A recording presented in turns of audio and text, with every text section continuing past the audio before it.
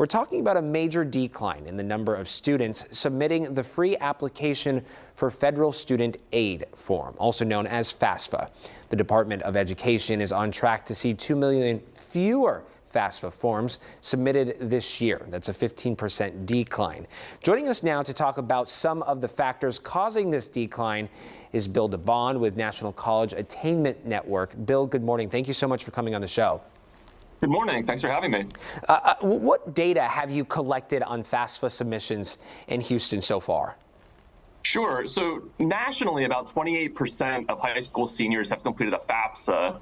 And in Texas, that figure is about 31%, which is good for 12th among states. The city of Houston is at about 32% of seniors completing the FAFSA, and Houston ISD is at 36%.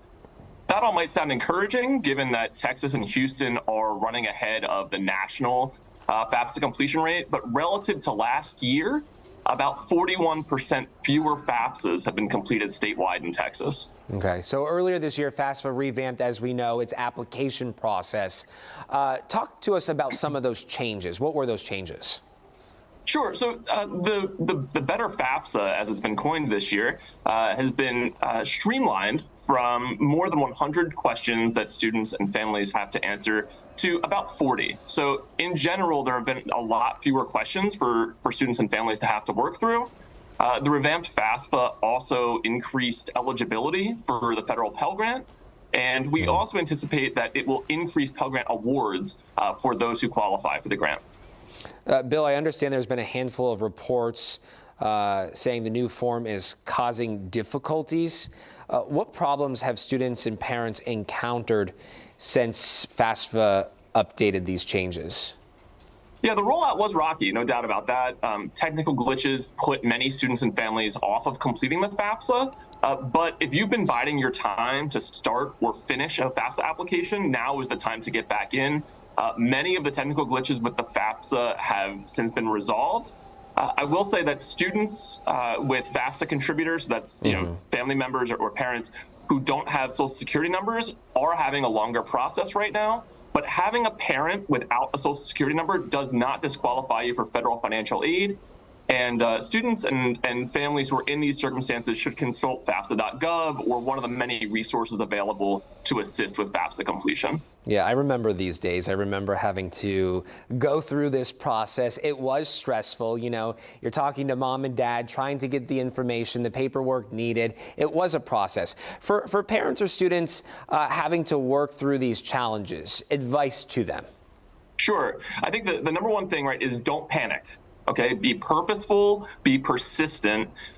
If you have college aspirations, don't let difficulties with the form prevent you from accessing financial aid that might make college more affordable for you and that you might be eligible for. There's a national FAFSA hotline. It's 1-800-433-3243. The Texas Higher Ed Coordinating Board also has a FAFSA hotline.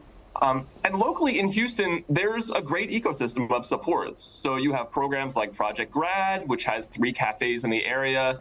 College Community Career is another program that does financial aid assistance.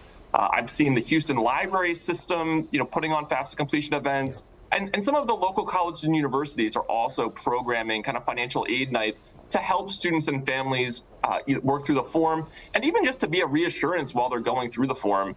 Sometimes that's all it takes, is just to know that you have someone there who can answer questions you have as you're going through the process. Yeah, this is a lot of good information, a lot of resources. We will be sure to put this on our website, clicktohouston.com. But before I let you go, Bill, remind us the deadline to fill out the FAFSA form. So federally, there's still plenty of time, okay? The federal FAFSA deadline for next academic year isn't until June 2025, so you have lots of time.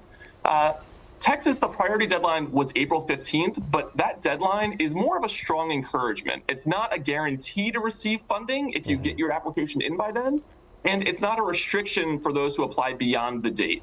So don't worry about the Texas April 15th so much. It has passed, that's okay. But also check the institutional deadlines for where you're considering applying. Institutions have different priority financial aid deadlines, and you'll want to observe those too. Yeah, good to keep in mind. Bill DeBond with National College Attainment Network. Thank you so much for your time this morning. We appreciate it. Thanks for having me.